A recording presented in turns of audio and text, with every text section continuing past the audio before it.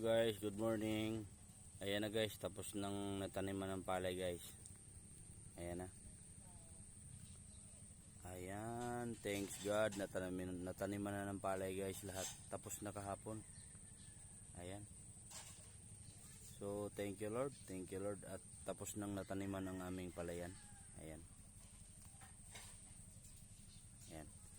So hanggang doon yung palayan namin guys, doon sa bahay na yon. Tapos dito naman, yung pangalawang kahon lang. Isa, tapos yung susunod pangalawa. Hanggang dyan lang yung sa amin. Tapos hanggang doon naman sa may dulo, yung may mga saging na yun. Yun parang, ayun yung may mga saging. Hanggang dyan lang. Hindi doon sa pinakadulo talaga. Ayan guys.